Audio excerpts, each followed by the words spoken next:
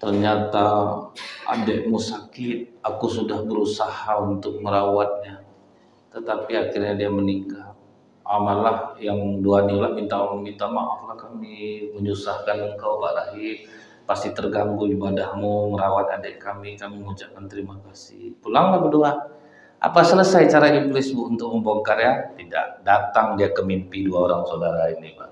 Itu tipu daya. Makanya ada pembunuhan yang diketahui dalam mimpi itu.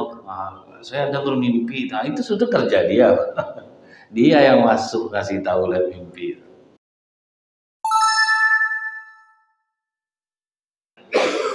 Ketika iblis diperintahkan Allah sujud kepada Nabi Adam, waktu itu iblis protes mengatakan ana khairum minhu, aku lebih baik daripada dirinya. Jadi setiap kita merasa lebih baik daripada orang lain, berarti iblis yang di zaman merayu Nabi Adam itu masuk ke kita. Kalau kita merasa lebih baik daripada orang lain. Sehingga iblis waktu itu memilih untuk melawan kepada Allah daripada harus sujud kepada Nabi Adam. Cukup lama iblis ini membangkang, Pak. Akhirnya di zaman Nabi Musa pernah dia kalah. Dia minta kepada Nabi Musa, wahai Musa, mohonkanlah kepada Allah agar aku diampuni. Nah, capek juga dia, rupanya jahat tuh Pak. Senang hati Nabi Musa. Kemudian Nabi Musa memohon kepada Allah, ya Allah, iblis ingin bertaubat. Kata Allah, mudah saja Musa, perintahkan dia sujud di makam Nabi Adam.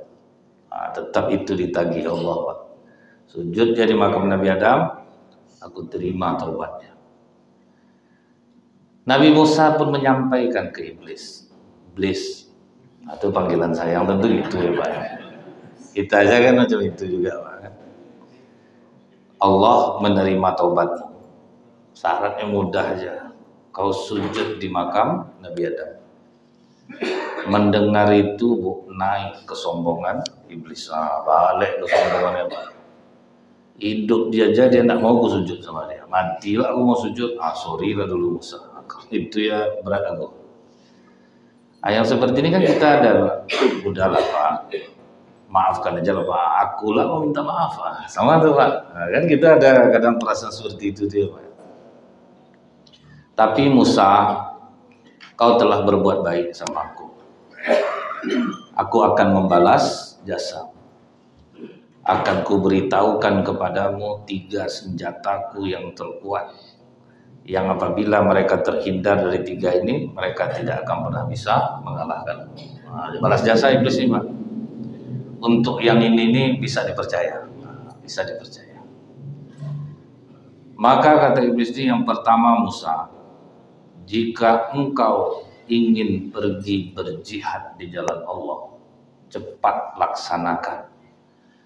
Kalau tidak, aku akan bayang-bayangkan engkau dengan istrimu, anakmu, harta yang kau tinggalkan, keluarga, sehingga kau tidak jadi pergi berjihad di jalan Allah. Dan ini terjadi kepada sahabat Rasulullah 3 orang, Ka'ab bin Malik, Hilal bin Umayyah, Mararat bin Rabi. Padahal ini sahabat yang udah talak 3 sama dunia Pak. Bisa kena. Kenanya di mana Bu? Waktu perang Tabuk. Waktu perang Tabuk tuh, Ka'ab bin Malik ini malah ikut Pak. Mau sibuk menyusun barang, ingin dia berangkat tuh. Setelah hari H, terpikir sama dia, aku baru beli onta baru. Onta sedang bagus, kurma mau panen. Nantilah aku susul. Ini awalnya nih Pak. Nantilah aku susul. Begitu dia tunda Bu, akhirnya udah jauh mungkin nih, nggak usah lagi berangkat.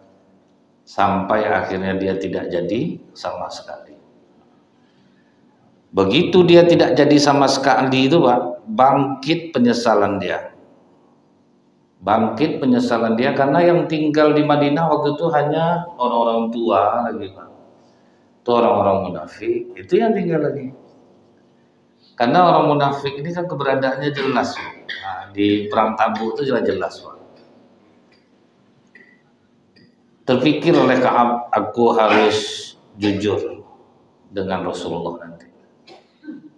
Aku tidak akan berbohong kepada Rasulullah. Cuman banyak akhirnya orang menyarankan, tidak usah jujur lagi. Kalau misalnya bisa kau cari alasan, kan aman kau jadi. Kau tidak buruk kau di mata Rasulullah. Nah inilah Pak kadangnya Pak ya, yang membuat orang takut untuk jujur itu ya Bu ya.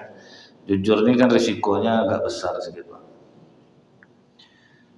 Kata Ka'ab bin Malik, oke lah nanti aku cobalah buat alasan lah. Buat alasan bagaimana supaya Rasulullah percaya dengan alasan aku. Ini yang dikatakan Rasulullah itu bohong menyelamatkan tapi tidak menenangkan. Jujur menyakitkan tetapi jiwa bahagia. Ini serba salah nih. Jiwa bahagia, duit melayang. Kalau berbohong selamat, duit dapat. Itu kan pilihan yang sulit tuh. Akhirnya begitu Rasulullah pulang dari perang Tabuk, semua orang akhirnya menghadaplah kepada Rasulullah. Waktu mereka menghadap kepada Rasulullah, banyaklah Pak, ada sekitar 80 orang. Ada yang alasan saya sudah tua, saya sakit, orang tua saya tertinggal, macam-macam lah. 3 orang inilah akhirnya bersepakat untuk jujur. Apapun resikonya kita terima. Begitu Ka'ab bin Malik menghadap, kata Rasulullah, kau kan mau berangkat Ka'ab. Kau ikut menyiap-nyiapkan barang. Apa yang menghalangi kau untuk berangkat? Tidak ada alasan aku ya Rasulullah. Andaikan engkau seorang raja yang ada di depanku, amat mudah bagiku untuk mencari alasan sehingga kau percaya kepadaku. Tapi kau seorang nabi. Kalau aku berbohong akan turun ayat mengenai ini kepadaku. Aku tidak punya alasan. Yang jelas aku waktu itu sedang baru membeli onta, kurma aku mau panen. Itu yang membuat aku berat berangkat Rasulullah. Kata Rasulullah, kau telah berkata jujur. 3 orang itu berkata jujur. Kata Rasulullah, tunggu keputusan Allah terhadap kalian. Ngeri hukumannya Bu. 50 hari tidak ada satupun yang boleh bicara dengan Ka'ab. Lain rasa didiamkan itu apa? Tidak ada satu ngomong. Sudah itu tambah lagi hukumannya. Tidak boleh mendekati istri. Panik Bu Ka'ab bin Malik. 3 orang ini pokoknya menangis saja lah hari-hari itu Pak. Diajak orang ngobrol, tidak ada orang mau ngobrol. Dicobanya pergi ke sepupunya, aku bisa jelaskan sama kau, langsung masuk sepupunya. Memang dilarang betul. Setelah itu istri Hilal bin Umayyah menghadap kepada Rasulullah. Ya Rasulullah, suamiku itu ada penyakit. Tidak boleh mendekati ini berhubungan atau macam mana Rasulullah. Kalau berhubungan dia pun tidak bisa lagi Rasulullah. Uruslah dia. Untuk Hilal bin Umayyah bisa. Datanglah yang familinya membisikkan ke dia, kau coba minta tolong ke Rasulullah, istri kau ngomong. Tuh Hilal bin Umayyah bisa. Jangan tambah juga beban aku lagi. Aku didiamkan aja udah sempit dada aku. Dan itu berlangsung selama 50 hari. Bahkan ada pula pendeta Kristen yang mendekatinya. Kalau memang kau dicuekin sama kaum kami aja. Kami akan menghormati kau. Kami kasih kau kemuliaan. Aman kau bersama kami. Masa kau gara-gara itu aja? Pandai orang itu menghasut Pak kan? Lari dia pulang. Dan selama 50 hari itu mereka tidak sholat berjamaah. Karena ada dicoba sholat masjid disapanya Rasulullah berpaling. Di hari ke-50 itulah dia berani sholat subuh berjamaah. Setelah selesai sholat subuh berjamaah, dia pun pulang sambil menangis. Setelah itu satu orang mengatakan, Wahai kalian yang bertiga, Ka'ab bin Malik, Hilal bin Umayyah, Mararah bin Rabi, kalian telah diampuni oleh Allah. Wah, semua kata dia, Pak, langsung pergi ke masjid. Langsung tersenyum Rasulullah, Pak. Langsung disalami oleh Rasulullah. Kalian telah diampuni oleh Allah. Melalui surat At-Taubah ayat 117. Jadi sini Ibu, apa kata Allah 118? Dan terhadap 3 orang yang ditinggalkan hingga ketika bumi terasa sempit bagi mereka, padahal bumi itu luas, dan jiwa mereka pun telah pula terasa sempit bagi mereka, serta mereka telah mengetahui bahwa tidak ada tempat lari dari siksaan Allah melainkan kepadanya saja. Kemudian Allah menerima tobat mereka agar mereka tetap di dalam tobatnya. Karena ayat inilah Pak, akhirnya mereka bertiga dibebaskan dari hukuman. Memang kalau didiamkan tuh Pak, lama terpikir gitu, Pak, aku kalau ada salah ngomong lah, jangan didiamkan aku. Cobalah kita dalam rumah tangga misalnya nih Bu, bapak marah sama ibu, diam, jangan minum kopi Bang, diam. 3 kali naik darah ibu, mengkek lah abang muak aku nengok abang, buat betul lah kopi itu sendiri. Didiamkan tuh tidak enak Pak. Kalau orang diomonginnya salah kita, bisa kita mungkin mengeluarkan alasan, berdebat atau, tapi kok didiamkan itu memang sulit. Bapak ibu memarahkan anak, diam aja dia, pasti risau juga hati, marah macam orang bisu kok. Jadi cobanya menjawab juga itu bingung juga dia jadinya Bu, diam atau jawab. Nah itu kena nih sahabat Bu. Kalau kita sekarang oke lah, jihad kita itu tidak bergerak. Berjihad itu termasuklah kita menuntut ilmu, kan termasuk berjihad tuh Pak. Kadang Bu, kenapa aku dengar ceramah di masjid YouTube banyak hebat-hebat ustaz lagi dari luar macam-macam, bisa kita pilih, bisa kita sambil guling-guling kita. Kenapa aku harus ke masjid? Nah, akhirnya bapak ke masjid karena duduk di majelis ilmu itu berbeda, itu kan berat tuh Pak. Jihad, makanya dihitung jihad. Duduk sakit pinggang, pas mata awak mengantuk, Ustaz Nazil mata awak dipandang ya, jadi ya Pak. Kan ada Ustaz itu nampaknya ngantuk ke bapak tu aja matanya Pak. Tambah payah dibuatnya, awak udah mau pejam mata dipandangnya lah muka kita Pak, kan bangun nih pada. Kadang adalah yang interaktif Ustaz nih Bu, pas orang tu ngantuk, bagaimana lu bapak? Pak, ada bangun lah bapak tu Pak. Jadi memang berat, terhitung jihad. Berbakti sama orang tua kan terhitung jihad juga Pak. Berat Bu. Di Malaysia diajaknya emaknya, katanya ajak pergi nyuci mobil. Emak belanjalah dulu di swalayan nih. Aku pergi nyuci mobil. Sampai malam tuh duduk aja emaknya sana. Tak dijemput. Akhirnya orang toko dibawanya lah ke kantor polisi.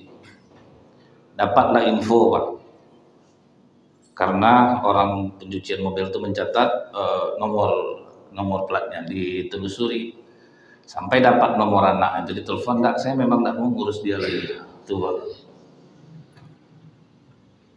Jadi bapak nanti bisa buka tuh, seorang ibu di Malaysia ditelantarkan oleh anaknya, memang enggak mau dia Bu. Berat, karena kalau orang tua dia semakin tua Pak, kan dia balik macam anak-anak balik, ada yang tahan, ada yang enggak. Tapi kalau yang mikir aku berjihad fisabilillah dengan senang hati, ada yang mau emaknya buang air besar, buang air kecil, mau apapun yang emaknya lakukan dengan senang hati dia, karena dia tahu itu jihad fisabilillah. Dapat pula istri yang sesuai, enggak apa-apa, mak abang mak aku juga biar aku urus, wah itu luar biasa lagi Pak. Itu jihad fisabilillah, karena memang banyak Bu, di antaranya emaknya ke panti jompo kan ada juga Pak ya. Nah, di antara emak ke panti jompo, saya waktu itu Bu ke panti jompo yang di samping Pak Nurdin itu Pak, rupanya anak masih ada semua, rata-rata anak masih ada. Karena nampak dari muka ibu tuh orang senang, mungkin waktu ibu tuh senang habislah harta yang dimanfaatkan anak ya Pak, sudah terus masuk panti jompo emak. Ternyata saya sangka Bu, memang tidak ada keluarga orang-orang panti jompo itu Pak, rupanya ada. Itu termasuk jihad fisabilillah. Kemudian kata iblisnya lagi, jika engkau berniat untuk bersedekah, cepat lakukan. Kalau tidak, aku akan menghalanginya.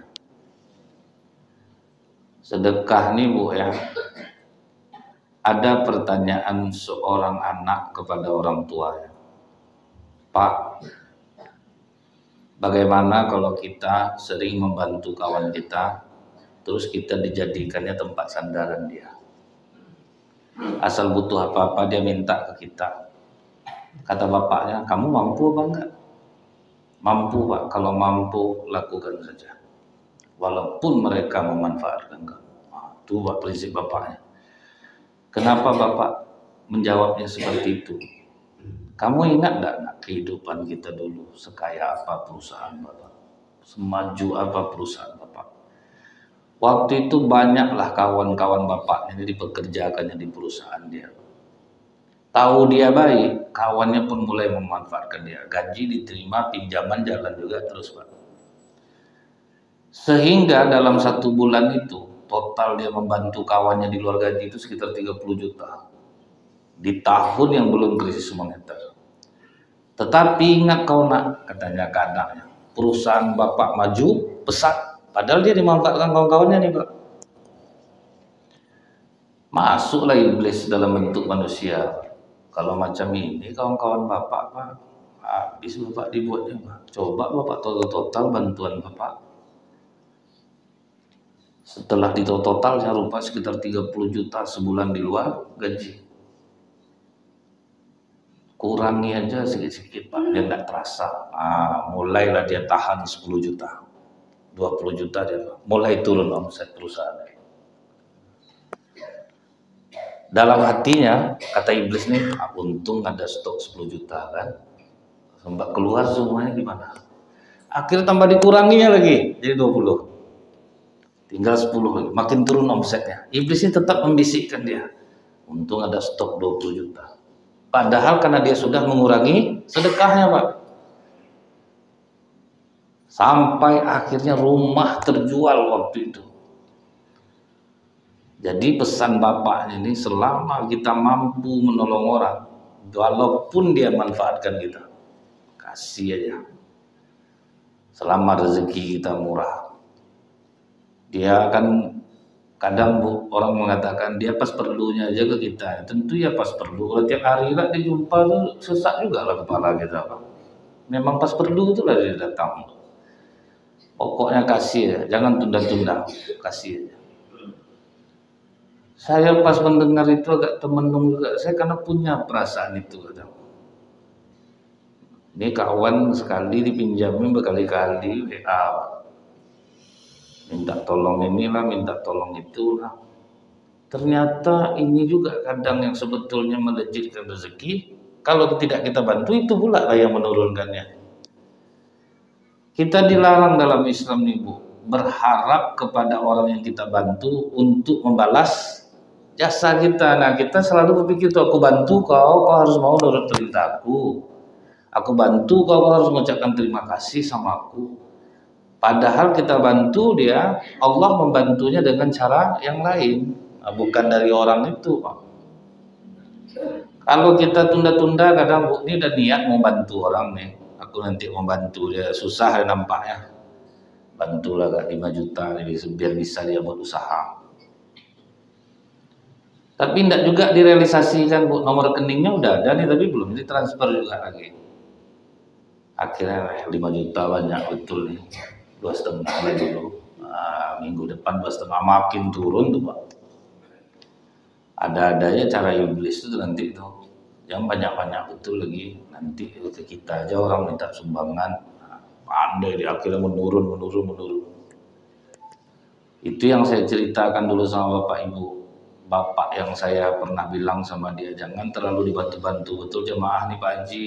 Akhirnya mereka memanfaatkan Pak Haji jadinya. Jawaban Bapak tuh, Bapak, saya ini dikayakan Allah kan memang untuk dimanfaatkan orang. Bagi mereka mungkin segitu besar, bagi saya kecil. Itu tuh Pak. Pantas Bapak nih kaya, saya enggak. Masih bersih hati saya Pak. Sampai diumpamakan orang ya, kalau sedekah ditunda itu. Dia yang mau terjun payung. Nah itulah dia terjun payung pertama kali. Saking takutnya dia, Bu, ya Allah, kalau terkembang aja payung aku nih, ya Allah, aku potong sapi di rumah, aku undang fakir miskin. Loncat. Begitu time payung dikembangkan, terbuka payung, Pak, bagus. Oh, kambing lah ya Allah, kalau sapi banyak betul. Nah, ini mulai nih, Pak, menurun. Begitu mendarat mulus, nah, potong ayam jadinya.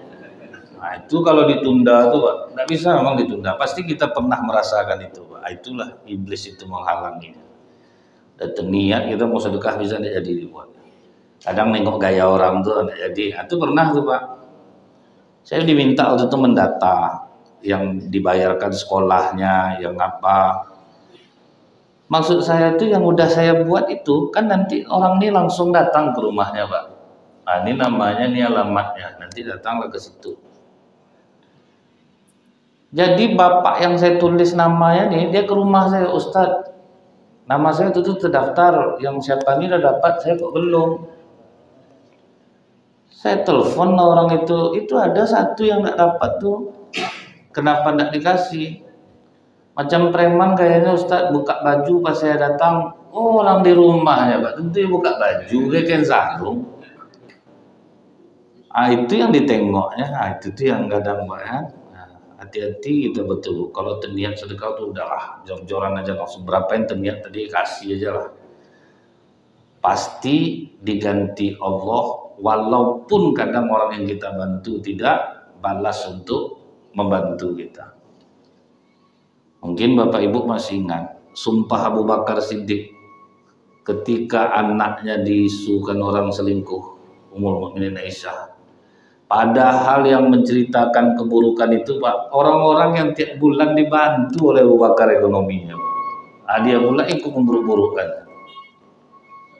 Apa kata Abu Bakar Siddiq, Bu? Sekelas Abu Bakar aja emosi, Pak. Demi Allah, siapapun yang ikut menjelekkan anak aku, baik karib kerabat aku, baik orang-orang miskin yang berhijrah di jalan Allah, tidak akan aku bantu lagi.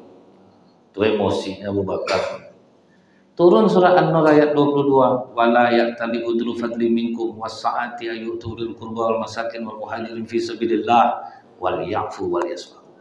Tidak pantas bagi orang yang lapang rezeki bersumpah tidak akan lagi mau membantu karib kerabatnya, orang-orang dekat, orang-orang yang berhijrah di jalan Allah, maafkan dan berlapang dadalah. Itu beratnya Islam ini, Bu. Orang yang buruk-buruk kita, Pak, kita harus juga bantu dia kalau susah. Itulah ukuran seorang mukmin. Kadang pun membantu bisa mencelakakan diri kita.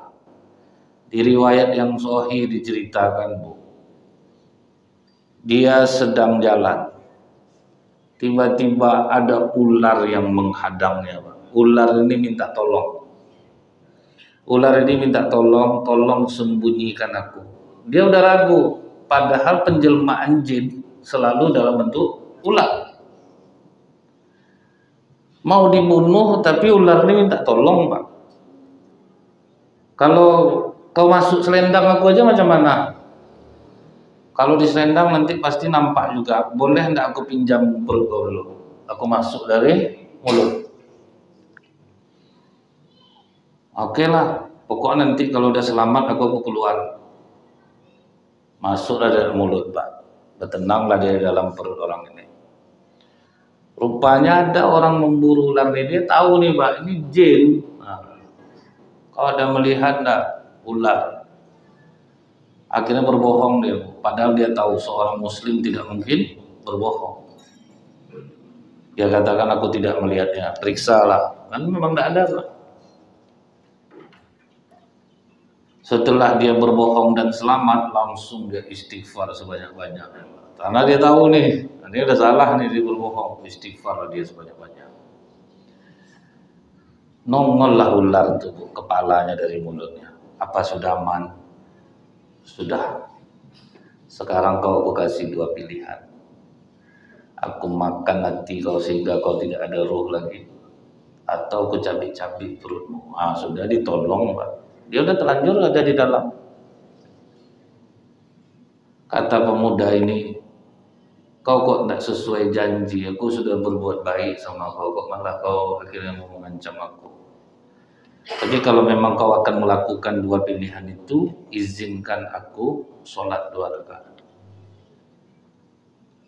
Kau diam-diamnya dalam perut aku, walaupun panas kau nanti itu terserah kau, yang penting izinkan aku dulu, karena kau kan mau membunuh aku juga.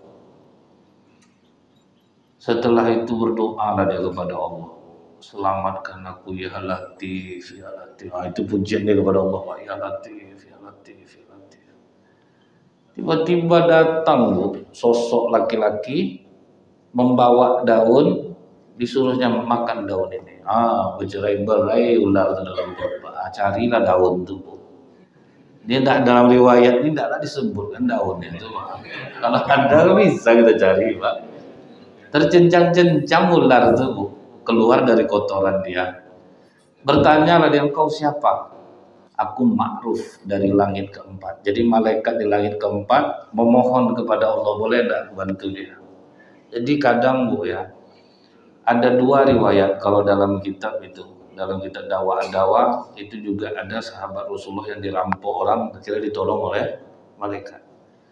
Macam bapak ibu ini payah dirampok orang, amalan tinggi-tinggi masalahnya. Memang pasti diselamatkan oleh Allah, ada ndaknya itu.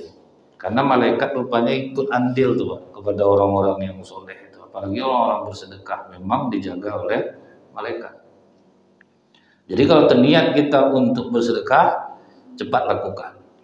Nah yang ketiga, apa kata iblis ini? Hati-hati kau dengan perempuan yang bukan mahram, karena kami sangat kuat dan sulit untuk dikalahkan. Tak usah zaman sekarang lagi. Di kitab Talbisul Iblis ada seorang rahib yang sangat taat beribadah, sangat wara, sangat menjaga dirinya, Bu. Adalah 2 orang laki-laki bersaudara, dia mau pergi berjihad, Pak, tapi punya 1 orang adik perempuan. Bang, di mana kita titip adik perempuan kita? Di kampung kita ini yang soleh Barsiso. Kesitulah kita titipkan dia. Pergilah ke tempat ibadahnya Barsiso ini. Dia ada 2 lantai, Bu. Rahib, kami berdua ingin berperang. Kami punya adik perempuan. Sementara di kampung ini kaulah yang bisa kami percaya untuk menjaga adik kami. Boleh nggak titip adik perempuan kami di sini? Rahib ini udah tahu, Pak, ini bahaya. Kata rahib ini, bisa nggak cari tempat lain aja, jangan di tempat aku. Aduh, nggak bisa Pak Rahib. Tempat kau inilah yang kami rasa aman. Kemudian kata orang 2 beradik ini, biarkanlah adik kami ini di lantai bawah, kan ada kamar. Pak Rahib di atas saja. Kalau misalnya makanan sudah siap, nanti taruh aja di bawah, biar dia nanti yang mengambilnya. Jadi kan tidak terfitnah.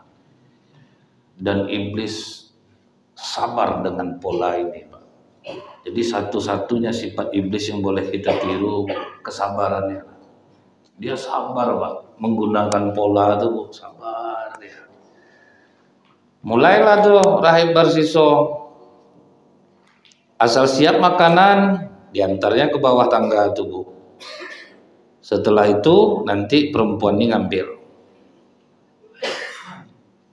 Kemudian setelah lama dengan pola itu, baru dibisikkan lagi oleh iblis ini. Kalau ditaruh di tangga, kadang sering dia tidak makan. Dimakan oleh kucing. Tapi dia tidak mungkin untuk mengatakannya. Untuk menghindari itu, hati kau pun tidak merasa was-was dia udah makan atau belum, taruh di pintu kamarnya, ketok. Habis itu kau pergi ke atas. Kan masih aman bentuknya, Pak. Itu tahap kedua, Bu. Jadi iblis menghancurkan kita itu tahapannya itu cukup lama, bukan sebentar. Setelah lama dengan pola itu, baru dia masuk seolah-olah kesannya spiritual. Masa kau seorang yang tahu agama, sudah lama perempuan itu di sini, masa tidak terajar sama kau agama dasar untuk dia, ajarkan dia. Takut kau terfitnah di luar, ngobrol sama dia, ajarkan dia agama. Betul juga nih, akhirnya mulailah dipanggilnya Bu. Setelah dipanggilnya itu mulailah dia ngajar. Setiap hari sore diajak duduk di depan, ngobrol lah soal agama, diajarkanlah sama bersiswa. Mulai akrab. Kan kalau udah duduk berdua itu Pak lama-lama akrab. Bahasa kita udah macam adik-beradik. Itulah Pak ya, macam adik-beradik. Mulailah bersiswa. Iblis ini mengatakan, kau udah kenal sama dia, ngantar makanan itu ngapa juga taruh di depan pintu kamar, masuk ke dalam, udah kenal, udah dekat. Dilakukan oleh bersiswa, masuk dia ke dalam, ditaruhnya makanan, ditiup angin oleh iblis aurat perempuan ini sehingga terbuka. Begitu terbuka, kemudian bersiswa tidak bisa menguasai dirinya, dia zinai perempuan itu. Setelah itu terjadi, datang kata iblis lagi, buka mulut perempuannya, selesai karir, habis, hilang penghargaan orang terhadap kau. Bagus kau bunuh dia lagi. Tuh Pak. Udah senang dia nyuruh lagi Bu, karena apa yang dia bilang itu betul lagi Pak. Sempat buka suara nih gawat nih, dibunuhnya lah perempuan nih, dikuburnya. Begitu saudaranya yang laki-laki ini pulang, maka disuruhnya rahib bersiswa untuk bersandiwara. Ternyata adikmu sakit, aku sudah berusaha untuk merawatnya, tetapi akhirnya dia meninggal. Malah yang dua nilai minta maaflah kami menyusahkan engkau Pak Rahib, pasti terganggu ibadahmu merawat adik kami mengucapkan terima kasih. Pulanglah berdua. Apa selesai cara iblis Bu untuk membongkar ya? Tidak, datang dia ke mimpi dua orang saudara ini Pak. Itu tipu daya. Makanya ada pembunuhan yang diketahui dalam mimpi itu. Saya ada bermimpi, itu sudah kerja dia. Dia yang masuk kasih tahu lewat mimpi. Adik kalian sebetulnya bukanlah sakit. Kalau dalam mimpi kan di film-film kan bergema-gema tuh Pak. Adik kalian dizinainya, kemudian dia bunuh. Setelah itu dia kuburkan. Posisi kuburnya di sini. Lihatlah pasti ada bekas pembunuhan yang dilakukan oleh bersiswa. Pas terbangun, aku mimpi ini Bang, sama mimpi kita. Cobalah kita ke sana. Dia ke situ. Bongkar kubur nih, bongkar rupanya ada bekas tusukan di perut perempuan itu. Oh, kau bunuh lupa adik kami ya, kau perkosa, kau bunuh dia. Diumumkan di masyarakat, diaraklah, disaliblah bersiswa ini. Begitu dia disalib, datang balik iblis. Aku yang membuat kau jadi seperti ini, aku juga yang bisa menyelamatkan. Bagaimana cara menyelamatkanku? Mudah aja, sujud aja kau sama aku 3 kali, bebas kau. Bagaimana aku tidak sujud? Tangan aku tersalib, kasih aja isyarat mata. Akhirnya bersujudlah bersiswa nih Pak, dikedipkannya matanya 3 kali tanda dia sujud. Disitulah iblis ketawa. Nah inilah maksud firman Allah dalam Surat Al-Hasyr ayat 16-17. Bujukan orang-orang munafik itu seperti bujukan setan ketika dia berkata kepada manusia, kafirlah kamu. Kemudian ketika manusia itu menjadi kafir, ia berkata, sesungguhnya aku berlepas diri dari kamu karena sesungguhnya aku takut kepada Allah Tuhan semesta alam. Dan dia lari sambil tertawa. Itulah pola dia. Sehingga kalau orang sudah masuk ke ranah rayuan iblis yang itu Bu, dia pasti tidak berpikir. Dia mau apapun jabatannya Pak, dia tidak akan berpikir lagi. Karena itu polanya lama Pak, dibangun oleh iblis itu. Pertama diberantemkannya lah suami istri ini. Abang pulang kerja itu pulanglah cepat Bang. Abang pergi kemana-mana dulu ditelepon payah. Aku kalau macam ini abang aku tidak suka. Aku ditelepon tidak diangkat-angkat. Tuh tidak enak lah tidur malam tuh. Paginya tidak dibikinkan istrinya kopi, tidak dibuatkannya sarapan. Oke lah, aku tetap pergi kerja walaupun tidak dibuatkan istriku sarapan. Sampai di kantor kan agak termenung tuh Pak. Datanglah kawan perempuan yang lain, apa bang? Kakak tak apa, selalu betul mencurigai bang. Asal abang pulang marah. Dia macam itu betul kakak, sebaiknya abang sebagai suami aku aja ngidam-ngidamkan laki-laki macam abang. Mulailah tuh. Udah sarapan abang? Belum lagi yang buatkan Indomie ya bang ya. Terima kasih banyak, sempat lah istri aku macam apa. Itulah Pak. Kita sesama masalah rumah tangga kita, Bang, penting kita jaga hubungan kita. Itulah mulai betul lama polanya tuh Pak. Pola makan siang udah berapa lama, sebulan pula, saling curhat sekian bulan pula baru masuk. Sehingga orang tidak akan peduli lagi dia siapa. Dia tidak akan peduli lagi. Dia akan hancur, dia akan apa, dia tidak peduli. Itulah pola iblis itu cukup lama. Hati-hati dengan perempuan yang bukan mahram. Seperti yang saya bilang Bu ya, kalau perempuan curhatlah ke ustazah, jangan ke ustaz. Kami ini bukan malaikat. Ngeri juga antunya nih Bu, jangan nih Bu kira baik ya nih. Gawat Pak. Kalau saya makanya HP saya tidak mau saya kunci Pak, karena saya takut fitnah. Karena saya tahu saya lemah, makanya HP saya tidak ada pola, tidak ada sidik jari, tidak ada pin. Bukan karena baik, itu takut Pak. Jadi inilah cara iblis 3 ini, mudah-mudahan kita terhindar darinya Pak. Subhanakallahumma bihamdika asyhadu an la ilaha illa anta astaghfiruka wa atubu ilaik. Assalamualaikum warahmatullahi wabarakatuh.